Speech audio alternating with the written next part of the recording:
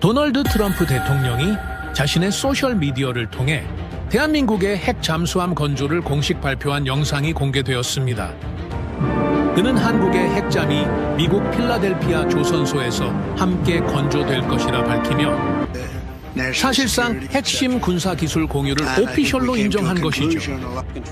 이 발표는 순식간에 전 세계를 충격에 빠뜨렸습니다. 워싱턴의 외교 라인은 풍비박산이 났고 도쿄와 베이징은 말 그대로 쑥대밭이 되었습니다.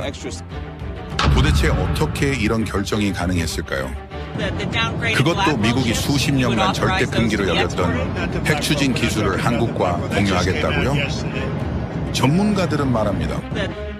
이건 단순한 협정이 아니라 질서의 붕괴이자 새로운 패권의 시작이라고요. 누군가는 이 사건을 제국의 몰락이라 부르고 다른 누군가는 21세기 최초의 치열한 외교 반정극이라 부릅니다. 하지만 한 가지 사실만은 분명합니다. 그 거대한 질서의 균열 한가운데 세계를 경악시킨 그 이름이 있습니다. 그 나라는 바로 대한민국입니다. 지금부터 그 놀라운 현장 속으로 들어가 보시죠. 미국에서 날아온 충격적인 이야기. 바로 시작합니다. 그리고 지금 어디에서 시청하고 계신지 댓글로 남겨주세요. 여러분의 이야기도 듣고 싶습니다. 그 전에 잠깐 1초 만에 누를 수 있는 좋아요 버튼을 꾹 눌러주시면 영상 제작에 큰 힘이 됩니다. 그럼 바로 사연 시작하겠습니다. 핵. 워싱턴에서 그 단어는 금기입니다. 우리가 쥔 신들의 불이죠. 동맹은 절대 가질 수 없습니다. 그날 한국에서 160페이지짜리 청구서가 도착했습니다. 그건 요청서가 아니었어요. 안녕하세요. 마커스 캐시트입니다. 저는 그 금기를 지키는 사람이었습니다. 사람들은 저를 문직이라고 부릅니다. 최고 결정기관. 그 안에서도 가장 깊숙한 곳. 창문 하나 없는 지하 벙커에 자리한 전략 동맹기술 통제실. 그곳이 제 진짜 사무실이죠. 지상의 집무실은 그저 주변국 외교관들에게 보여주기 위한 무대에 불과합니다. 진짜 권력은 창문 없는 곳에서 나오니까요. 오랜 경력 동안 제 임무는 단 하나였습니다. 미국의 힘, 그 근간이 되는 핵심 기술, 인공지능이든 항공 우주든 그리고 그 중에서도 가장 민감한 핵기술이 우리의 통제를 벗어나지 못하게 막는 겁니다. 저는 시스템을 신봉하는 사람이었어요. 감정은 배제하고 오직 힘의 공식만을 신뢰했습니다. 제 분석 모델은 단 한 번도 틀린 적이 없었죠. 모든 국가는 결국 이 공식을 따랐으니까요. 이익이 되거나 고통스럽거나 둘 중 하나였습니다. 특히 핵은 우리가 쥔 신들의 불이었습니다. 인류 자본국들, 즉 우리가 만든 이 질서 안에서 다른 나라들은 그 불을 쬐는 존재이지 그 불을 소유하는 존재가 아니었어요. 이것이 바로 지난 70년간의 질서였습니다. 저는 국가를 믿지 않습니다. 저는 오직 지렛대만을 신뢰해요. 동맹이란 우리의 전략적 이익을 위해 관리되고 활용되는 파트너입니다. 결코 동등한 경쟁자가 아니란 말이죠. 제 세계관은 그렇게 견고했습니다. 모든 것을 거래로 환산했죠. 그들의 안보를 지켜주는 대신 우리는 그들의 기술과 시장을 통제했습니다. 아주 공정한 거래였죠. 그날 아침도 여느 때와 같았습니다. 육중한 마호가니 책상에 앉아 막 서류를 검토하려던 참이었어요. 먼지 하나 없는 사무실, 저는 지상의 사무실 창밖으로 기념탑이 고요하게 서 있는 것을 떠올렸습니다. 그때 제 지하 벙커 사무실의 비서실에서 긴급 메일 한 통을 올렸습니다. 보안 등급이 최고 단계로 찍혀 있었어요. 발신지는 대한민국 서울이었죠. 제목을 보는 순간 저는 제 눈을 의심했어요. 핵추진 잠수함, 건조 승인 요청서, 그렇게 적혀 있었습니다. 160페이지짜리 제안서라고 했습니다. 저는 잠시 숨을 골랐습니다. 그리고는 솔직히 말해서 코웃음이 나왔어요. 70년입니다. 70년간 우리의 보호와 원조로 성장한 나라. 우리가 가장 성공한 수혜자라고 불렀던 나라가 아니었습니까? 그런데 이제 와서 감히 관리자의 금고 열쇠를 내놓으라고 요구하는 겁니다. 이건 요청이 아니었어요.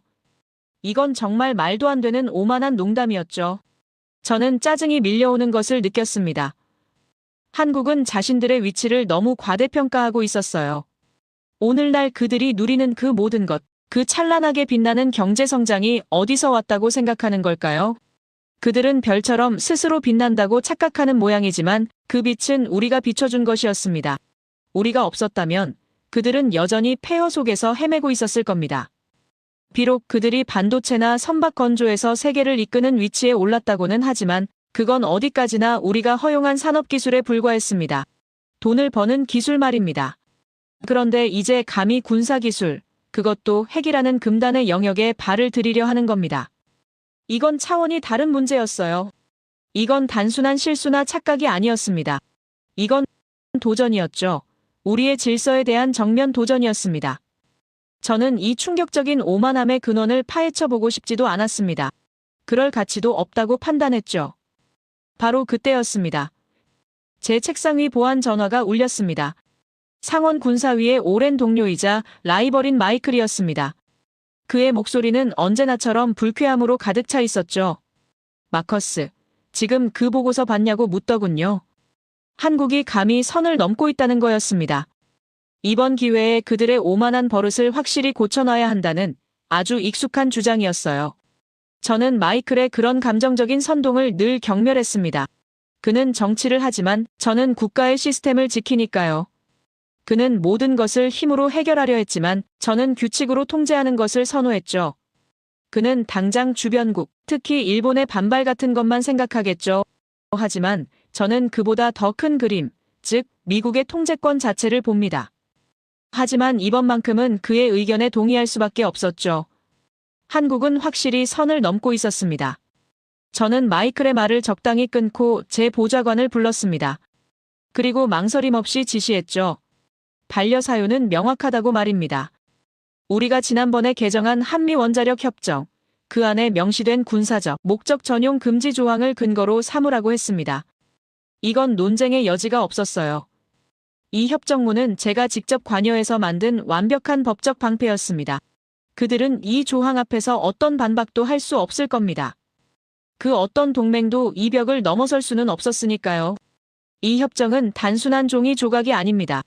이건 우리가 한국의 기술 발전을 관리하기 위해 수십 년간 공들여 만든 덫이었죠. 제가 이 기술 통제실의 책임자가 되었을 때 가장 먼저 한 일이 바로 주변국과의 이 낡은 협정들을 모두 재검토하는 것이었습니다. 특히 한국의 경우가 가장 까다로웠어요. 그들은 끊임없이 재처리와 농축을 요구해왔습니다. 평화적 이용이라는 명분을 내세웠지만 저는 그들의 숨겨진 의도를 알고 있었죠. 그래서 저는 2015년 개정 당시에 그들의 손발을 묶는 조항들을 아주 교묘하게 심어두었습니다. 평화적 이용은 허용하는 듯 했으나 군사적 전용 가능성이 조금이라도 보이면 우리가 즉시 제동을 걸 수 있도록 말입니다. 그들은 당시 그 조항에 서명했어요. 다른 이유가 없었습니다. 서명하지 않으면 당장의 원전 연료 공급이 끊길 판이었으니까요. 저는 그들의 약점을 정확히 알고 있었고 그걸 완벽하게 이용했습니다. 그들은 울며 겨자 먹기로 그 조항을 받아들였죠. 그리고 저는 그들이 앞으로 최소 30년은 얌전히 있을 거라고 확신했습니다. 그런데 이제 와서 그들이 스스로 서명한 그 족쇄를 무시하고 핵잠수함을 만들겠다고요. 저는 이미 승리했다고 생각했습니다. 보고서를 반려함에 넣고 저는 다시 지상의 사무실로 올라왔습니다. 창가로 걸어갔죠. 저는 생각했습니다. 그들이 우리 수준에 도달하려면 적어도 50년은 더 걸릴 거라고 말입니다. 한국은 훌륭한 동맹이지만 동급은 아니었습니다. 그들은 빠른 속도로 성장했지만 근본이 없다고 생각했죠. 우리가 만든 질서 안에서만 움직일 수 있는 존재들이었습니다. 그들은 모르는 겁니다. 인류 자본국들이 만든 이 세계의 질서가 얼마나 견고한지를요. 저는 그렇게 확신했습니다. 아니, 어쩌면 50년이 걸려도 불가능할 거라고 생각했어요. 적어도 그날 오후 제 젊은 기술 분석관이 새파랗게 질린 얼굴로 제 지하 사무실 문을 두드리기 전까지는 말입니다. 제 손이 전송 버튼 위에 멈춰 있었습니다. 검토 불가라는 차가운 제목이 붙은 반려 메일이었죠. 이제 이 버튼을 누르면 모든 게 끝납니다. 70년의 질서는 견고하게 유지되고 한국의 오만한 청구서는 휴지통으로 직행하겠죠. 바로 그 순간이었습니다. 쾅 하는 소리와 함께 제 지하 벙커 사무실 문이 거의 부서질 듯 열렸어요. 제 젊은 기술 분석관 토머스였습니다. 저는 미간을 찌푸렸습니다.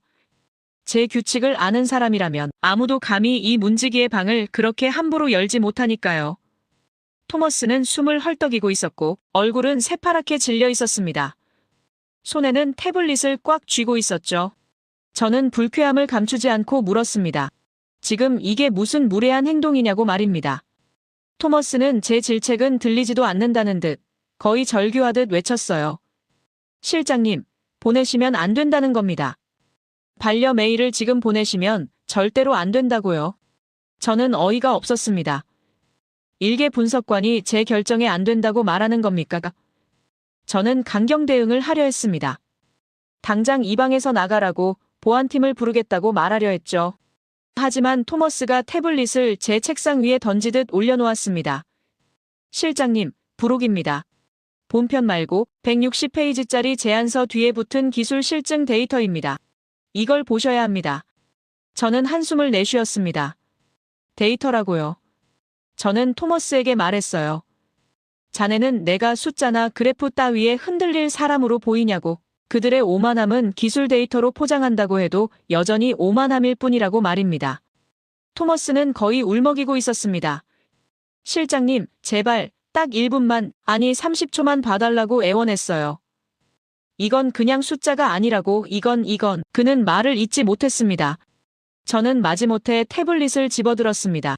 이 젊은 분석관의 행복한 미래를 위해서라도 여기서 확실히 현실을 깨닫게 해줘야겠다고 생각했죠. 어디 한번 보자. 그들이 어떤 찬란함으로 이 조작된 서류를 꾸며냈는지 말입니다. 한국형 소형 모듈 원자로 KSMR 실증 데이터 제목이 보였습니다. 저는 화면을 넘겼습니다. 그리고 제 손이 멈췄습니다. 첫 페이지에 그래프와 함께 숫자가 떠 있었어요. 냉각 효율 118%. 저는 화면을 다시 봤습니다. 숫자를 잘못 읽은 줄 알았죠. 118%라고요. 저는 토머스를 쳐다보지도 않고 물었습니다. 이거 오타인가? 토머스의 목소리가 떨리고 있었어요. 아닙니다. 실장님, 118% 맞습니다. 제 심장이 아주 미세하게, 불쾌하게 뛰기 시작했습니다. 헛웃음이 나왔죠. 우리 해군의 최신의 버지니아급, 그 원자로의 효율이 몇 %인지 아냐고 토머스에게 물었습니다. 우리가 수십 년간 수백조 원을 쏟아부어서 달성한 한계치가 고작 105%입니다. 그런데 감히 한국이 118%를 달성했다고요? 이건 물리학을 속이겠다는 거나 다름없었습니다. 명백한 사기였죠. 저는 짜증을 내며 다음 페이지로 넘기려 했습니다. 그때 토머스가 다급하게 외쳤어요. 실장님, 다음 지표를 봐주십시오. 저는 화면의 다음 항목을 봤습니다. 소음 수준 0.8데시벨. 이번엔 정말로 숨이 멎는 듯 했습니다. 0.8데시벨이라고요. 그건 기계가 작동하며 낼 수 있는 물리적 한계치보다 낮은 수치였습니다. 그건 사실상 무소음이라는 뜻이었어요. 속삭임보다 조용한 잠수함이라니. 저는 중얼거렸습니다. 말도 안 되는 소리, 완벽한 거짓말이군. 저는 토머스에게 소리쳤습니다. 이런 조작된 데이터로 지금 나를 설득하겠다는 거냐고. 이건 세계적인 사기극이라고 말입니다. 하지만 토머스는 물러서지 않았어요. 실장님, 마지막입니다. 마지막 데이터를 봐주십시오. 연료. 저는 연료 항목을 봤습니다. 그리고 그 순간 제 머릿속의 모든 것이 하얗게 변하는 것 같았습니다.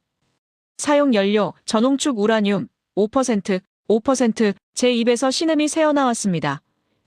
이건 가능성의 문제가 아니었어요. 저는 토머스를 바라봤습니다. 그는 제 표정을 읽고 있었죠. 여러분, 이게 무슨 의미인지 아십니까? 잠수함용 원자로는 통상 90% 이상의 고농축 우라늄을 씁니다. 그래야 강력한 힘을 내고 오래 갈 수 있으니까요. 하지만 그건 동시에 핵무기로 바로 전용될 수 있다는 뜻입니다. 그래서 우리가 한미 원자력 협정으로 한국의 손발을 묶어둔 겁니다. 절대 고농축 우라늄은 만지지도 못하게 말이죠. 그런데 그들은 고농축이 아니라고 말하고 있습니다. 무기화가 불가능한 원자력 발전소에서나 쓰는 고작 5%짜리 전홍축 우라늄으로 우리보다 더 효율이 높고 우리보다 더 조용한 잠수함을 만들었다고 주장하고 있는 겁니다. 저는 의자에 털썩 주저앉았습니다. 이건 충격이었습니다. 만약, 아주 만약에 이 숫자들이 단 1%라도 사실이라면 이건 세계적인 사건입니다. 이건 우리가 지난 70년간 쌓아올린 핵통제의 질서가 뿌리부터 뒤흔들린다는 뜻이었어요. 저는 토머스를 바라봤습니다. 제 목소리가 잠겨 있었죠. 자네는 이걸 믿나? 토머스는 침을 삼키며 대답했습니다. 실장님, 저도 믿을 수 없었습니다. 그래서 확인했습니다. 뭘 확인했단 말인가? 토머스가 태블릿 화면을 바꿨습니다. 위성 사진이었어요. 한국의 대전이라는 곳에 있는 국방과학연구소의 모습이었습니다. 토머스가 말했습니다. 그들이 이 데이터와 함께 영상 자료도 첨부했습니다. 지난석 달간의 실험 기록 전체를요. 저는 그 영상 속 실험실과 우리 위성 사진 속의 열 감지 지표를 대조했습니다. 저는 화면을 확대했습니다. 위성에서 잡힌 열 감지 그래프와 그들이 보낸 영상 속원자로의 온도 지표가 일치하고 있었습니다. 단 1초의 오차도 없이 완벽하게 일치했어요. 제 손이 떨리기 시작했습니다. 조작이 아니라고 저는 토머스에게 소리쳤습니다. 당장 이 쇼의 연출자가 누군지 찾아내라고, 이 말도 안 되는 숫자들이 어디서 나왔는지 그 숨겨진 근원을 전부 파헤쳐내라고 명령했습니다. 이건 단순한 기술 보고서가 아니었어요. 이건 우리를 향한 명백한 선전포고였습니다. 그리고 저는 직감했습니다. 만약 이게 사실이라면 우리가 그들을 50년 뒤처졌다고 비웃는 동안 그들은 우리를 50년 앞지르기 위한 반격을 준비하고 있었던 겁니다. 그리고 그 반격이 이제 막 시작된 거였죠. 저는 반려 메일을 삭제했습니다. 그리고 토머스에게 지시했어요.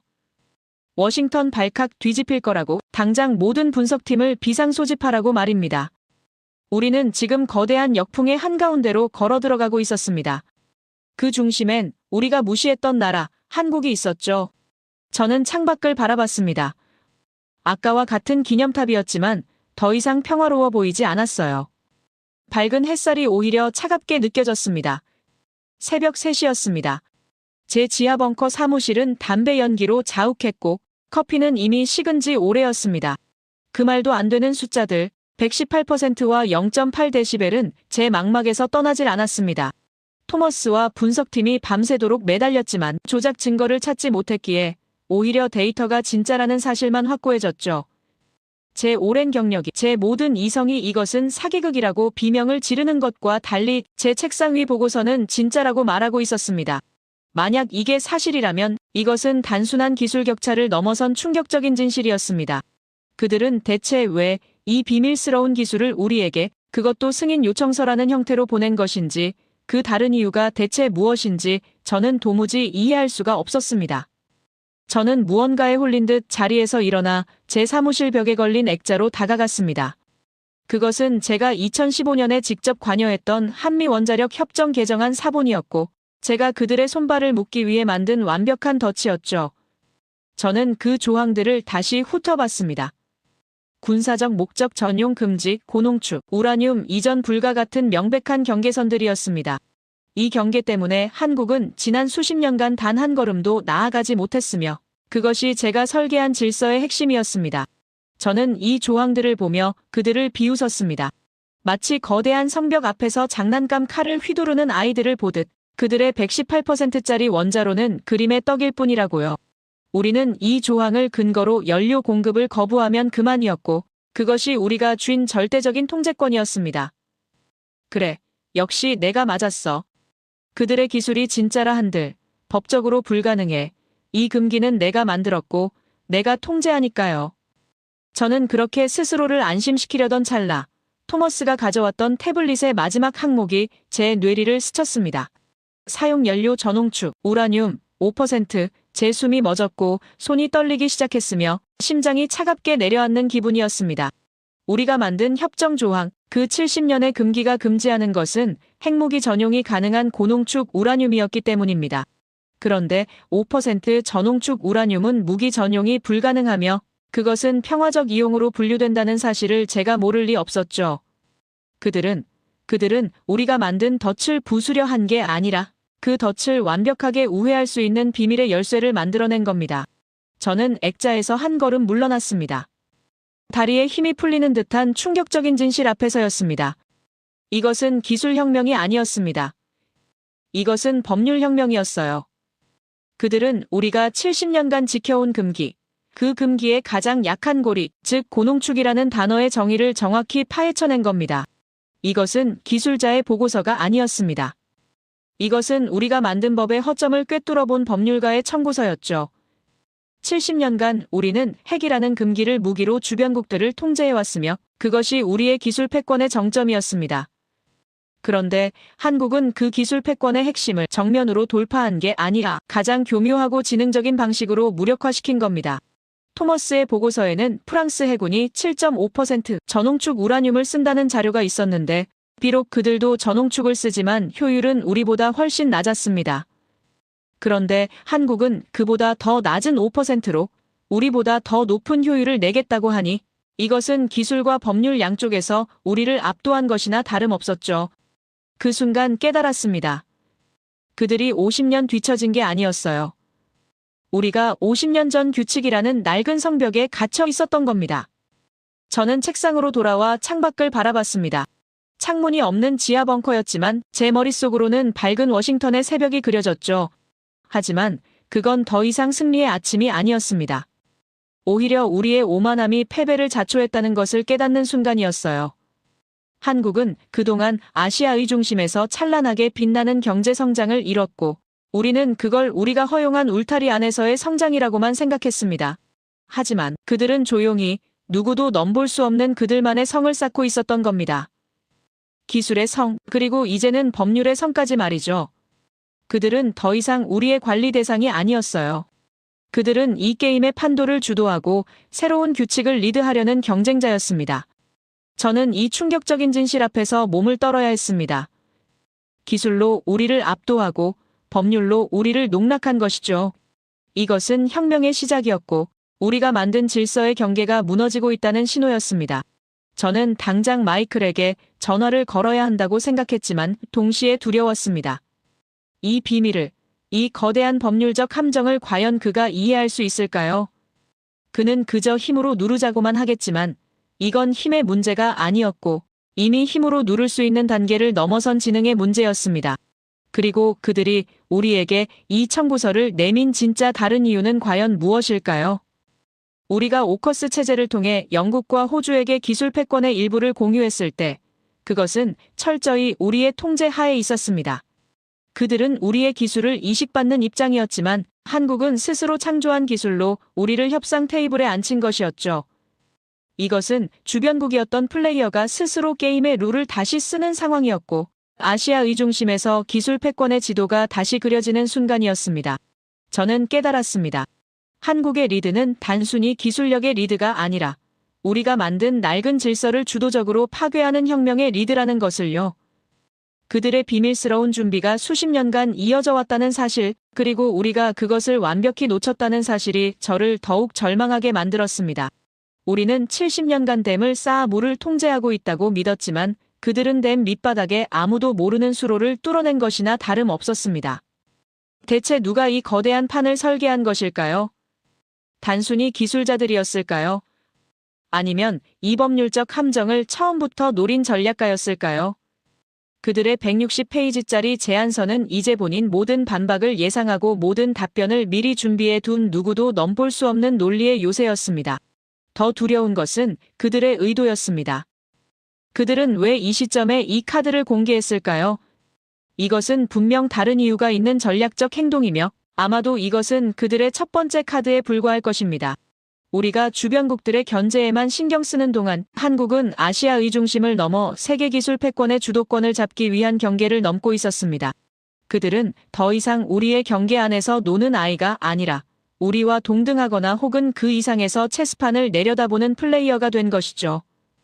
이 충격적인 진실은 저희 오만함이 만든 가장 거대한 오판이었습니다. 저는 반려 버튼에서 손을 뗐고 토머스에게 즉시 최고 등급의 비상회의를 소집하라고 지시했습니다. 이 비밀은 더 이상 제 선에서 통제할 수 있는 수준이 아니었으며 최고 결정 기관 전체가 이 혁명적 상황을 인지해야 했습니다. 한국이 이 카드를 우리에게만 보여줬을 리가 없었기 때문이죠.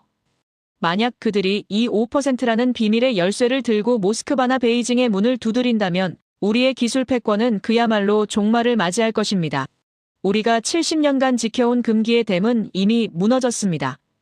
이제 남은 것은 이 홍수를 막는 것이 아니라 이 홍수 속에서 우리가 어디로 떠내려갈지 결정하는 것이었죠.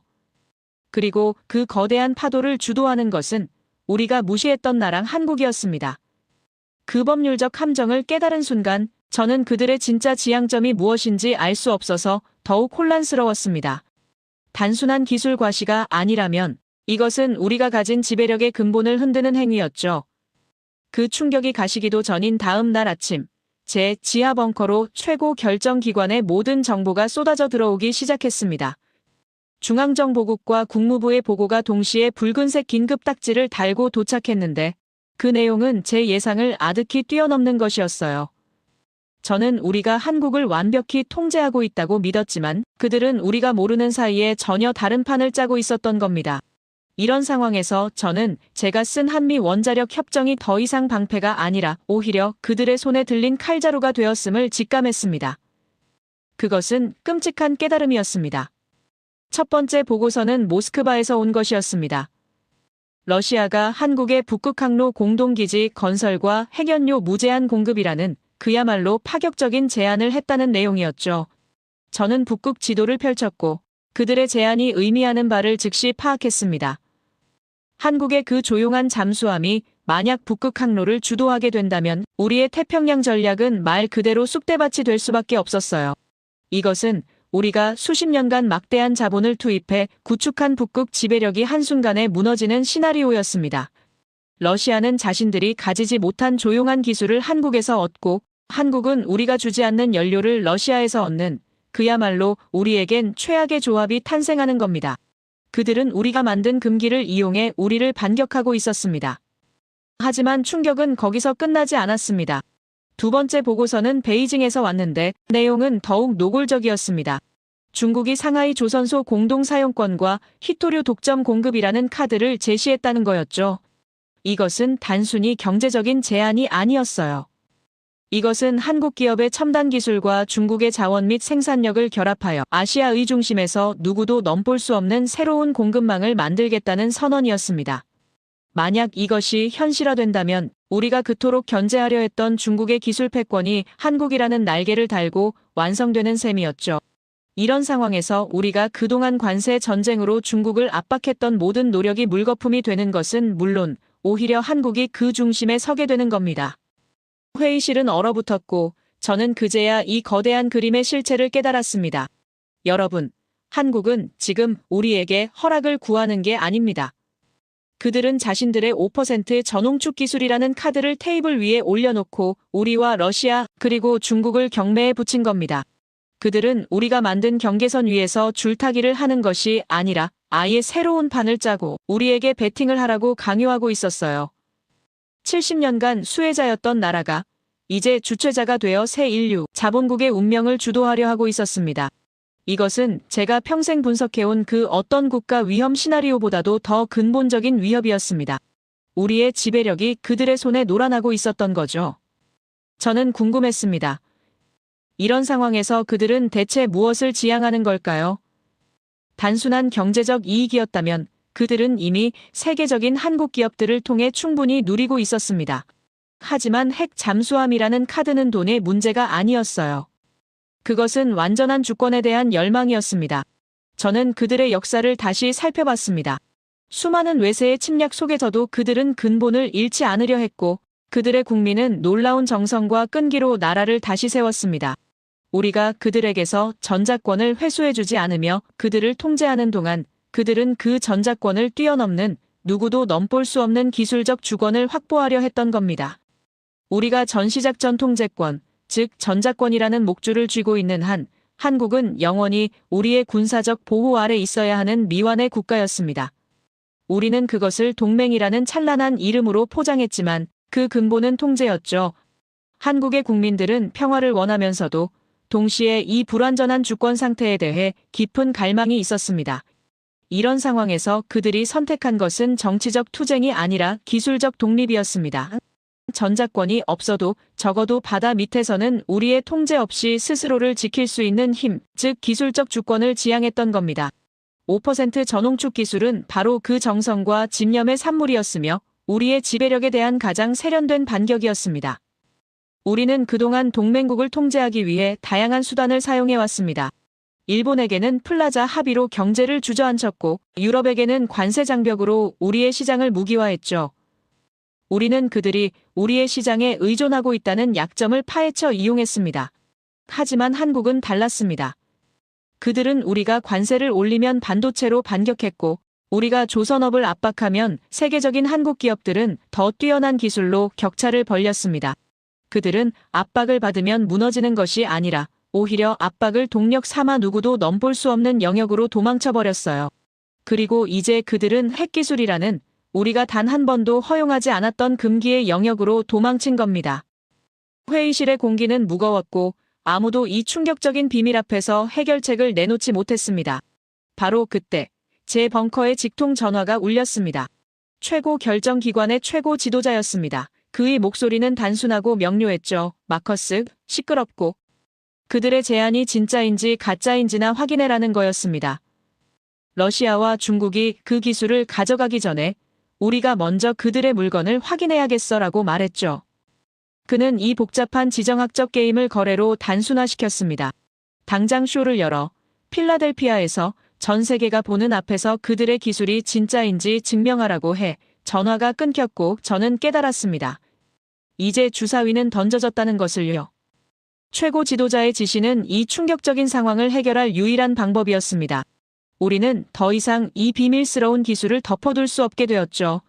한국이 우리를 경매에 붙인 이런 상황에서 우리는 이제 그들의 기술을 평가하는 심사위원이 되어야 했습니다.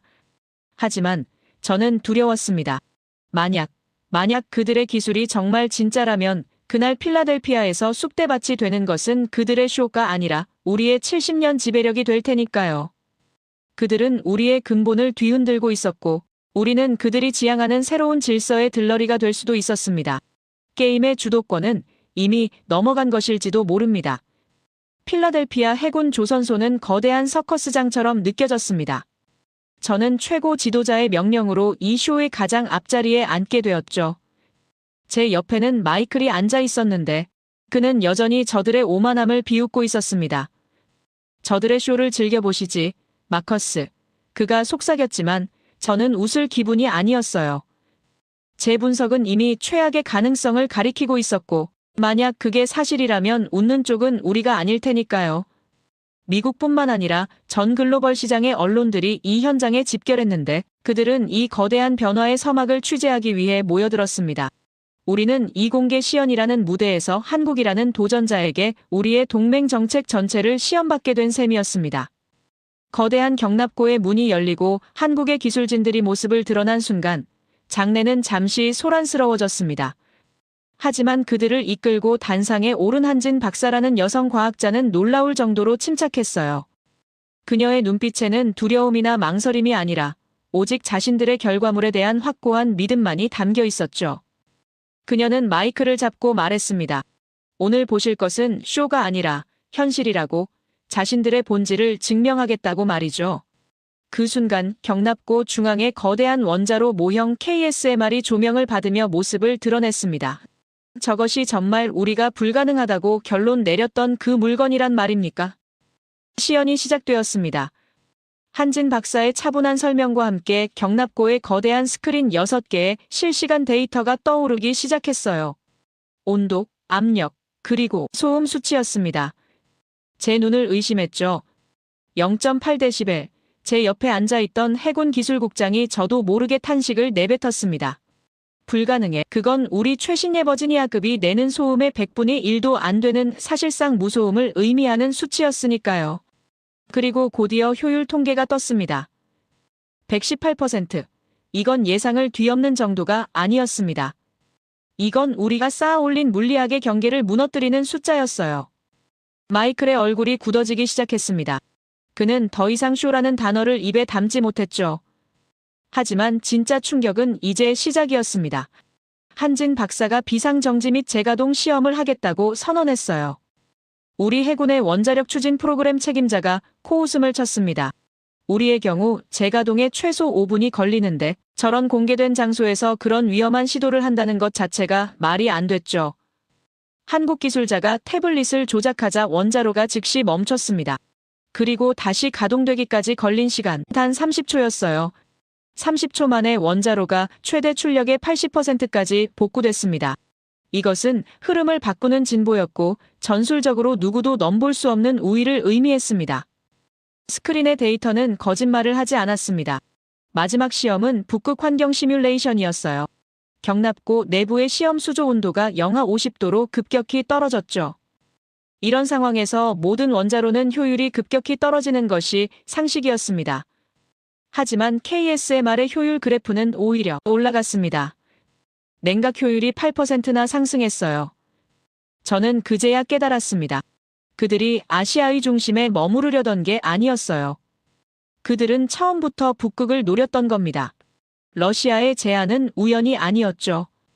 그들은 세계를 주도하는 북극 항로의 주권을 차지할 괴물을 만든 것이었습니다. 시연이 끝나고 장내에는 충격과 경외가 뒤섞인 침묵만이 흘렀습니다. 그때 한진 박사가 마지막 발표를 시작했어요. 그것은 기술이 아니라 신뢰에 대한 것이었습니다.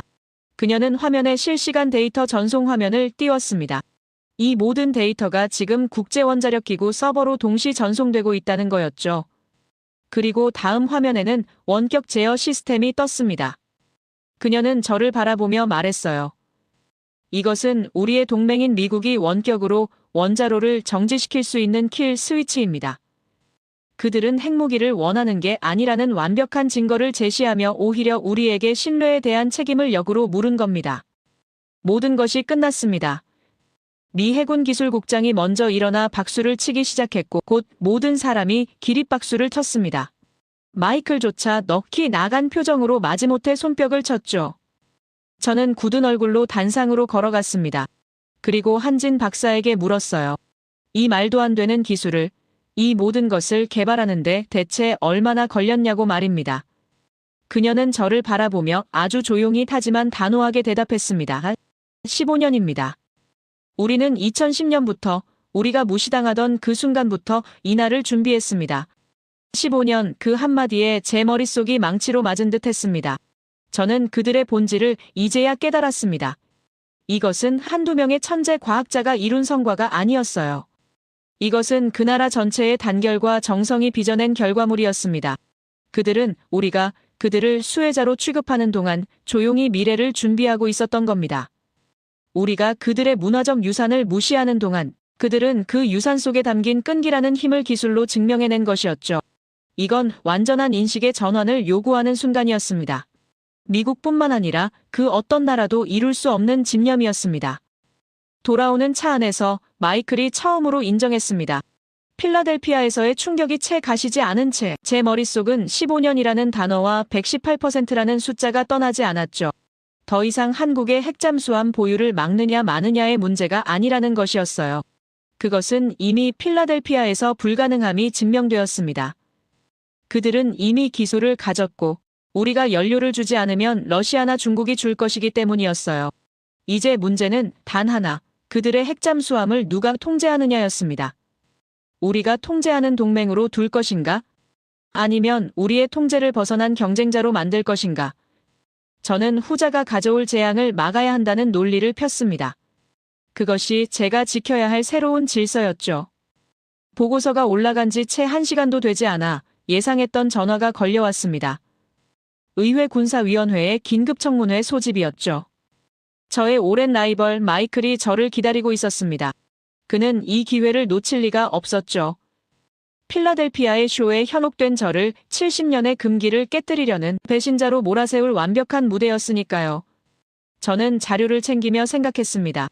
그는 과거를 지키려 하겠지만 저는 미래를 지켜야 한다고 말입니다. 그의 논리는 명백했지만 그가 보지 못하는 현실은 더 치명적이었습니다. 청문회장은 얼음장처럼 차가웠습니다. 마이클은 연단의 선저를 맹렬하게 몰아붙였죠. 그는 제 보고서를 손에 들고 흔들며 제가 국가안보의 근본을 뒤흔들고 있다고 비난했습니다. 마커스, 당신은 70년의 비확산 원칙을 고작 한국의 기술 시연 하나에 무너뜨릴 셈이오. 그가 소리쳤습니다. 그에게는 필라델피아에서 증명된 모든 데이터가 여전히 쇼에 불과했으며 저의 승인 권고는 동맹에 대한 굴복이자 원칙의 파산이었습니다. 그의 논리는 단순했습니다. 한번 허용하면 일본도 독일도 모두 요구할 것이고 세계는 핵무기 확산의 도미노에 깔리게 될 거라는 거였죠. 저는 마이클의 격정적인 비난이 끝날 때까지 기다렸습니다. 그리고 조용히 입을 열었죠. 의원님, 원칙은 제가 무너뜨린 것이 아닙니다. 원칙은 이미 필라델피아에서 118%라는 숫자에 의해 무너졌습니다. 그 말에 장내가 술렁였죠. 저는 말을 이었습니다. 이제 질문은 막느냐, 마느냐가 아니라고, 그건 이미 불가능한 선택지라고 말입니다. 질문은 누가 그 기술의 통제권을 갖느냐이며 그 통제권을 우리가 아니라 러시아가 갖게 되는 미래를 감당할 수 있느냐는 것이었습니다. 70년의 원칙을 고수하다가 북극 전체를 러시아에 내주는 것이 과연 현명한 일인지 되물었습니다. 바로 이 지점에서 저는 중국의 사례를 꺼내 들었습니다. 마이클 의원님, 당신이 우려하는 핵 확산이 정확히 무엇인지 묻고 싶다고 말했죠. 그것은 중국처럼 불투명하고 공격적이며 우리의 지배력에 공공연히 도전하는 세력이 핵잠수함 전력을 증강하는 것이 아니겠습니까? 중국의 핵잠수함은 우리에게 어떤 데이터도 공개하지 않으며 그들의 의도는 언제나 위협에 초점이 맞춰져 있습니다. 그들은 우리의 적으로서 그 힘을 키우고 있으며 그것이 바로 우리가 오늘날 두려워하는 진짜 위협이 본질입니다. 하지만 한국이 필라델피아에서 보여준 것은 무엇이었습니까? 저는 청중을 향해 물었습니다. 그들은 중국과 정반대의 길을 걸었습니다. 그들은 투명성을 무기로 들고 나왔죠. 국제원자력기구의 실시간 데이터를 전송하고 심지어 우리에게 원격으로 원자로를 정지시킬 수 있는 킬 스위치까지 제공하겠다고 했습니다. 이것은 중국식의 위협이 아니라 통제 가능한 신뢰를 구축하겠다는 선언이었어요.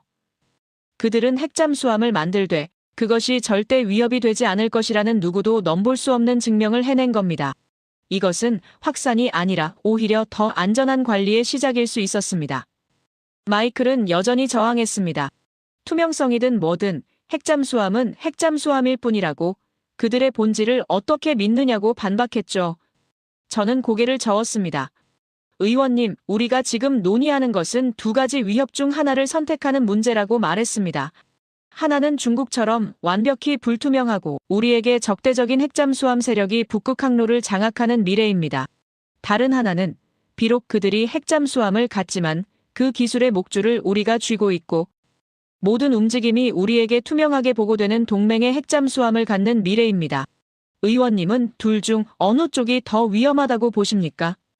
더욱 현실적인 문제를 지적했습니다. 중국은 국가의 모든 역량을 동원해 해군력을 증강시키고 있으며 그들의 조선소는 쉬지 않고 돌아가고 있습니다. 하지만 우리의 현실은 어떻습니까? 우리의 조선업은 쇠퇴했고 숙련공들은 떠났으며 핵잠수함 수리조차 제때 못하는 실정이죠. 이런 상황에서 한국은 세계적인 조선업 능력을 보유하고 있습니다. 우리가 그들의 핵잠수함 건조를 거부한다면 그들은 그 완벽한 조선 능력과 혁명적인 원자로 기술을 들고 모스크바나 베이징으로 갈 수밖에 없습니다. 그들은 이미 그럴 명분을 가졌어요. 저는 북극 지도를 스크린에 띄웠습니다. 이것이 우리가 마주한 진짜 현실이라고 말했죠. 러시아는 이미 북극을 자신의 앞마당으로 만들고 있으며 중국 역시 빙상 실크로드라는 이름으로 북극 항로에 지배력을 행사하려 하고 있습니다. 하지만 필라델피아에서 증명됐듯이 영하 50도의 극한 환경에서 오히려 효율이 올라가는 원자로 기술을 가진 나라는 전 세계에서 오직 한국뿐이었습니다. 한국 없이는 북극을 지킬 수 없다는 것. 그것이 우리가 마주한 냉엄한 충격적인 진실이며 이것은 예상을 뒤엎는 결론이었습니다. 마이클은 침묵했습니다. 청문회장의 공기가 바뀌고 있었죠. 저는 이것이 인식의 전환이 필요한 순간이라고 간조했습니다. 우리는 한국을 관리 대상이라는 70년 전의 낡은 틀로 봐서는 안 됩니다. 그들은 아시아의 중심을 넘어 세계를 주도하는 기술 패권의 새로운 강자로 떠올랐습니다. 우리는 그들의 진보를 막을 수 없습니다. 그렇다면 우리는 그들의 진보가 우리의 적이 아닌 우리의 힘이 되도록 만들어야 합니다. 그것이 국가안전보장회의의 책임이자 우리가 선택해야 할 유일한 전략입니다. 마이클은 마지막까지 저항하려 했지만 청문회에 참석한 다른 의원들의 눈빛은 이미 흔들리고 있었습니다. 그들은 원칙이라는 명분과 북극 상실이라는 실리 사이에서 계산을 끝냈죠. 중국이라는 명백한 적과 통제 가능한 동맹이라는 차악 사이에서 선택은 명확했습니다. 우리가 한국을 잃는다는 것은 단순히 동맹 하나를 잃는 것이 아니었어요. 그것은 우리의 북극 전략 전체를 잃는 것이고 아시아의 중심에서 우리의 지배력을 포기하는 것이며 그 누구도 넘볼 수 없는 기술을 고스란히 우리의 적들에게 넘겨주는 말도 안 되는 자충수였습니다. 청문회가 끝나고 복도를 걸어 나오는데 토머스가 저에게 다가왔습니다. 그의 얼굴에는 안도감이 드러난 밝은 표정이 있었죠. 하지만 저는 행복하지 않았습니다. 저는 마이클을 이긴 것이 아니었기 때문이죠. 저는 그저 한국이 우리에게 제시한 두 가지 미래 중 덜 끔찍한 쪽을 선택했을 뿐입니다. 우리는 이긴 것이 아니라 선택을 강요당한 것에 불과했어요. 이미 게임의 주도권은 넘어갔고 저는 그 흐름을 바꾸는 것이 불가능하다는 것을 인정해야 했습니다. 그날 밤 저는 최고 결정기관의 상황실로 향했습니다. 이제 의회의 논쟁은 끝났고 행정부의 최종 결정만이 남아 있었죠. 저는 제 승인 권고 보고서가 단순한 권고가 아니라 이미 정해진 미래에 대한 확인에 불과하다는 것을 알았습니다. 중국이라는 거대한 위협이 존재하는 한 우리에게 한국을 버린다는 선택지는 없었습니다. 한국은 그들의 핵잠수함 기술로 우리의 안보 자체를 인질로 잡은 것이나 다름없었습니다. 그들의 문화적 유산인 끈기와 단결이 빚어낸 이 기술적 진보 앞에서 우리의 70년 금기는 힘을 잃었습니다. 조건부 승인, 이 두 단어가 워싱턴 정가에 떨어진 것은 청문회가 끝난 바로 다음 날 새벽이었습니다. 그것은 공식 발표가 아니었죠. 누군가, 아마도 마이클 측의 누군가가 이 충격적인 결정을 막아보기 위해 의도적으로 언론에 흘린 것일 겁니다. 하지만 그들의 의도와는 정반대로 그 유출은 댐의 작은 균열이 아니라 댐 자체를 무너뜨리는 거대한 폭발이 되어 돌아왔습니다. 제 지하 벙커 사무실의 보안 전화가 미친 듯이 울리기 시작한 것은 새벽 4시가 조금 넘은 시각이었어요. 그 첫 번째 비명은 예상대로 도쿄에서 날아왔습니다. 주미 일본 대사관으로부터 걸려온 전화는 외교적 수사 따위는 집어던진 거의 협박에 가까운 항의였습니다. 일본의 최고 지도자가 경로했다는 말로 시작된 그 통화는 배신이라는 단어까지 서슴없이 사용했죠. 그들의 논리는 간단했습니다. 수십 년간 아시아의 중심에서 미국의 가장 충실한 동맹이었던 자신들을 무시하고 어떻게 감히 한국 따위에게 그런 전략적 금기를 허용할 수 있느냐는 거였습니다. 그들은 자신들이 그토록 원했던 기술, 핵무기는 아니더라도 핵잠수함이라는 그 강력한 억제력을 왜 자신들이 아닌 한국이 먼저 갖게 되는지 이해할 수 없다는 절규였어요. 저는 전화를 끊고 잠시 생각에 잠겼습니다. 일본의 분노, 그것은 단순한 질투가 아니었습니다. 그것은 공포에 가까웠죠. 그들은 지난 수십 년간 아시아의 중심에서 경제적 우위를 바탕으로 한국을 아랫것으로 취급해왔습니다. 하지만 필라델피아에서 증명된 그 누구도 넘볼 수 없는 기술력은 자신들이 수십 년간 쌓아 올린 경제적 성과가 한국의 15년짜리 집념 앞에서 한순간에 무너졌다는 것을 의미했으니까요. 미국뿐만 아니라 그 어떤 나라도 이루지 못한 그 기술적 진보를 한국이 해냈다는 사실, 그리고 우리가 그것을 인정했다는 사실이 그들의 자존심을 쑥대밭으로 만든 겁니다. 그들은 예상을 뒤엎는 이 변화를 받아들일 준비가 되어 있지 않았어요. 충격은 동맹 내부에서도 터져나왔습니다. 영국 런던과 호주 캔버라에서 거의 동시에 비공식 외교 전문이 도착했죠. 그들은 오커스라는 이름으로 맺어진 우리의 가장 강력한 피를 나눈 동맹이었습니다. 우리는 그 오커스 동맹에게조차 핵잠수함 완제품을 팔기로 했을 뿐 필라델피아에서 한국이 증명한 그런 혁명적인 핵심 기술은 공유하지 않았습니다. 그런데 오늘날 한국이 그 오커스조차 받지 못한 특별 대우를 받는다는 사실에 그들은 당혹감과 배신감을 동시에 느끼고 있었던 겁니다. 그들의 전문은 정중했지만 그 안에는 날카로운 질문이 숨겨진 채였습니다. 우리가 오커스를 통해 공유받기로 한 기술보다 한국이 독자적으로 개발한 기술이 더 우월한 것인가? 그렇다면 우리가 맺은 동맹의 가치는 무엇인가? 이 질문 앞에서 저는 아무런 대답도 할 수 없었습니다. 왜냐하면 그들의 질문이 사실이었기 때문이죠. 한국이 드러난 그들의 기술은 우리가 오커스에 제공하려던 낡은 기술과는 차원이 다른 미래의 기술이었습니다. 이것은 기술 패권의 흐름을 바꾸는 순간이었어요. 바로 그때였습니다. 토머스가 제 지하 벙커로 뛰어들어왔습니다. 그의 손에는 방금 인쇄된 듯한 따끈한 신문 기사가 들려 있었죠. 그것은 워싱턴의 최고 유력지가 아니라 뉴욕에서 발행되는 가장 냉철하다고 알려진 경제 일간지였습니다. 토머스가 말했습니다. 실장님, 이것은 주요 매체의 분석 기사입니다. 저는 그 기사를 받아들었습니다. 그 헤드라인은 제 심장을 관통하는 듯 했습니다. 한국은 협상에서 기술을 얻었고 일본은 청구서를 받았다. 기사의 내용은 더욱 신랄했습니다. 이번 아시아 순방에서 최고 지도자가 일본으로부터는 막대한 투자 약속과 무기 구매 계약, 즉 돈을 받아낸 반면 한국에게는 오히려 핵잠수함 기술이라는 날개를 달아주었다는 내용이었죠. 이 분석은 예상을 뒤엎는 것이었지만 본질을 정확히 꿰뚫고 있었습니다. 일본은 글로벌 시장에서 얻은 막대한 부를 통해 미국의 환심을 사려 했지만 한국은 누구도 넘볼 수 없는 기술이라는 본질 그 자체로 미국의 전략적 지배력을 파헤쳐 들어왔습니다. 저는 그 기사를 읽으며 이 모든 혼돈 속에서 기묘한 깨달음을 얻었습니다.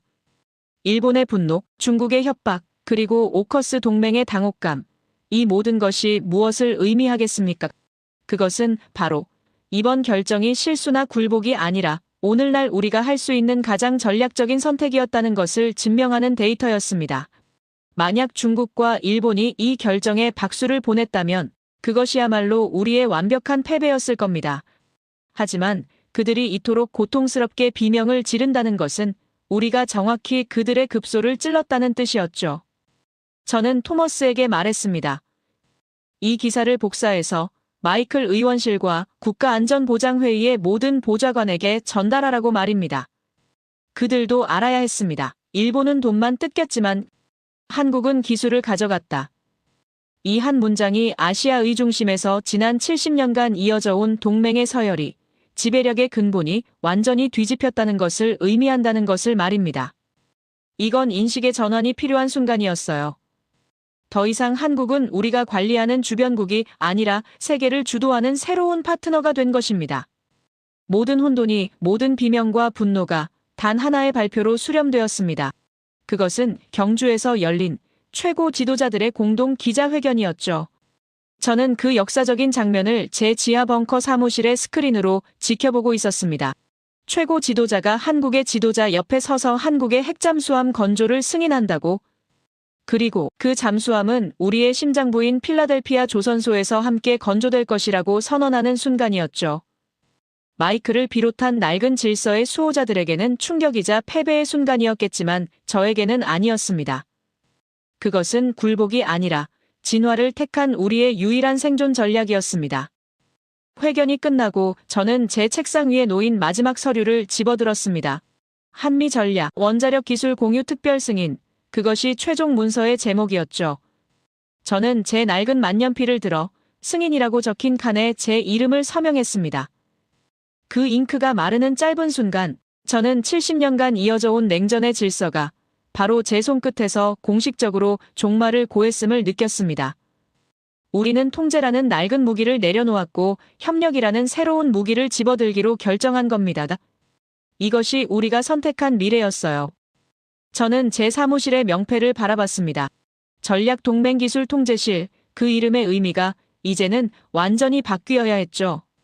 과거의 제 임무가 기술을 통제하여 동맹을 관리하는 것이었다면 오늘날 저의 새로운 임무는 기술을 공유하여 동맹과 함께 새로운 위협을 통제하는 것이 되었습니다. 문지기는 여전히 문지기였지만 저는 더 이상 한국을 막는 문지기가 아니라 한국과 함께 서서 러시아와 중국을 막는 새로운 문지기가 된 것입니다. 이것이 인식의 전환이었고 제가 받아들인 책임이었습니다. 저는 우리가 지난 70년간 얼마나 거대한 오만함 속에 갇혀 있었는지 깨달았습니다. 우리는 70년 전의 전쟁에서 그들을 구했다는 이유로 그들을 영원히 보호받는 아이로 취급했어요. 하지만 우리가 그들의 문화적 유산인 끈기와 단결을 과소평가하는 동안 그들은 스스로 어른이 되었습니다. 우리가 해고산이라는 이름으로 그들을 통제하는 동안 그들은 그 우산이 필요 없는 누구도 넘볼 수 없는 기술을 만들어낸 겁니다. 이건 우리가 그들을 얕잡아 본 것이 아니었습니다. 우리가 우리 자신을, 우리의 낡은 지배력을 과대평가했던 것입니다. 필라델피아에서 함께 잠수함을 건조한다는 최고 지도자의 선언은 바로 이 새로운 동맹의 힘을 상징하는 것이었습니다. 그것은 미국뿐만 아니라 한국에게도 가장 현명한 선택이었죠. 한국은 기술을 제공하고 우리는 연료와 글로벌 지배력을 제공합니다. 한국은 세계 최강의 해군과 연합함대를 구성하게 되고 우리는 아시아의 중심을 넘어 북극까지 방어할 가장 강력한 창을 얻게 되는 겁니다. 이것은 항복이 아니라 진화였습니다. 중국의 불투명한 핵무기 진강과는 근본부터 다른 투명한 동맹의 억제력이 탄생하는 순간이었죠. 저는 이제 한국이라는 나라를 확신으로 바라봅니다. 그들은 예상을 뒤엎는 나라입니다. 우리가 관세로 압박하면 필수제가 되어 반격했고 자원으로 통제하려 하면 자립하는 기술로 흐름을 바꾸는 나라였죠. 심지어 우리가 인재를 막자 그 인재들을 수확하여 기술 패권의 중심이 되었습니다. 그들은 우리가 만든 낡은 질서와 경계를 주도적으로 파괴하고 세계를 주도하는 새로운 방식을 만들고 있었습니다. 이건 단순한 변화가 아니라 진보 그 자체였어요. 저는 이 모든 사건의 본질을 담아 마지막 보고서를 작성했습니다. 그것은 더 이상 위협 보고서가 아니었죠. 그것은 기회 보고서였습니다. 저는 마지막 문단에 이렇게 적었습니다. 그들은 70년 된 협정을 기술력으로 돌파했고 지정학을 지렛대로 삼았다. 우리는 그들을 막을 수 없었다. 아니, 애초에 그들은 우리에게 허락을 구한 게 아니었다. 그들은 우리에게 선택을 강요한 것이었다. 동맹의 미래를 우리와 함께할 것인지 아니면 우리의 적과 함께할 것인지 말이다. 그리고 우리는 우리의 적이 아니라 우리의 미래를 선택했다. 저는 이것이 오늘날 우리가 내릴 수 있는 유일한 결론이라는 확신이 들었습니다. 이런 상황에서 다른 선택은 파멸뿐이었으니까요. 저는 깨달았습니다. 우리가 한국을 시험한 것이 아니었어요. 한국이 우리를 시험하고 있었던 겁니다. 우리가 과연 낡은 오만함을 버리고 진보하는 기술 패권을 파트너로서 받아들일 자격이 있는지 시험한 것이죠. 그리고 오늘날 우리는 그 시험에 비록 늦었지만 간신히 통과한 겁니다.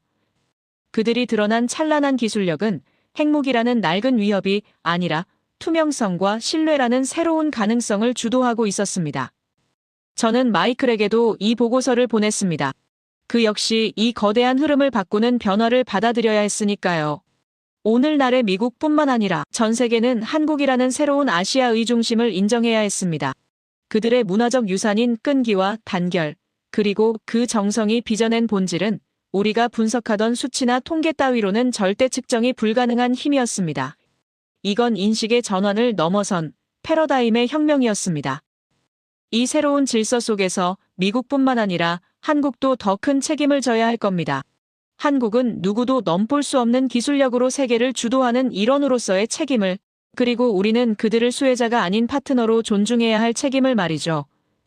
이것이 오늘날 우리가 마주한 충격적인 진실이며 우리가 함께 열어갈 미래의 모습입니다. 저는 이 새로운 동맹의 힘이 과거처럼 어느 한쪽의 일방적인 지배력이 아니라 서로의 주권을 존중하며 함께 진보하는 밝은 본질이 되기를 좋겠습니다.